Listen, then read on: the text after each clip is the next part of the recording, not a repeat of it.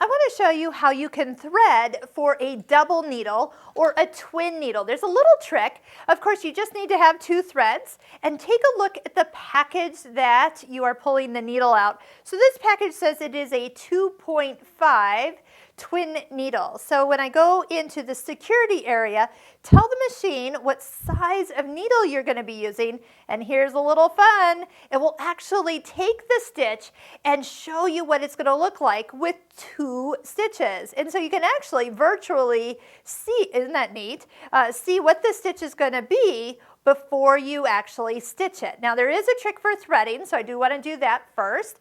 But keep in mind that needles come in all different widths. So this is a 4.0. So you saw how cool those stitches looked. With a 4.0 twin needle, things are a little bit more parallel.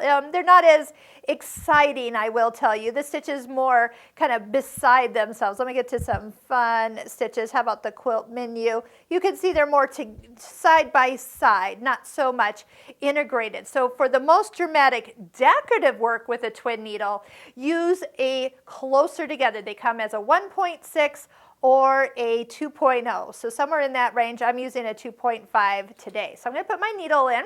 So that's the first thing that we're going to do. And I'm going to just double check. Yes, that is there. And then as I pick my stitches, oh, they're going to be so fun. The first thing I always do is sew a straight stitch and double check that I am doing it correctly.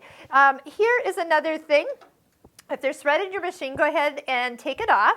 And I'm going to put 1 thread on. This is my heavier spool, so I'm going to just go ahead and put it there. And then my other spool, I'm going to go ahead and put on the vertical spool pin, and then come underneath the first guide in the back. Now right here, right down the first part of your machine, you kind of see there's a little fin.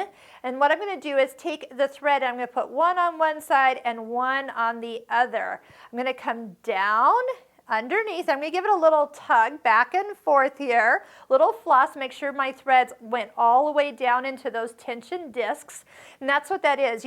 Each thread gets its own tension, and so it really does well. Of course, get down to that last guide, and now you're in charge of threading your own needles, because the needle threader is not lined up for a twin needle. They're lined up for a single needle. So you're in charge here. There are some handheld needle threaders that can help you with this situation if you are finding yourself not doing well with it. You are so dependent on your needle threader that you can't handle a couple twin needles here. So I'm almost to that point of needing it, but that we can get. So it doesn't matter which needle goes into which thread goes into which needle. That is okay.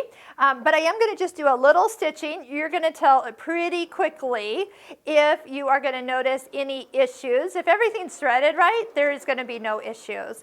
But it is kind of fun to start playing with some of those decorative stitches. And because you told the machine that you did put the twin needle on, you can just pick the stitch and sew. You don't have to actually test it out like we used to have to do. The machine will take care of that for you. You will find that there are stitches that will look totally different than what you intended them to be. Look at that. And it's like stitching out your stitch book all over again, because now you've got totally different stitches because you have 2 needles in play. So I'm going to go ahead. I'm going to finish out this little guy. You can use the thread cutter, so don't feel like you can't do that.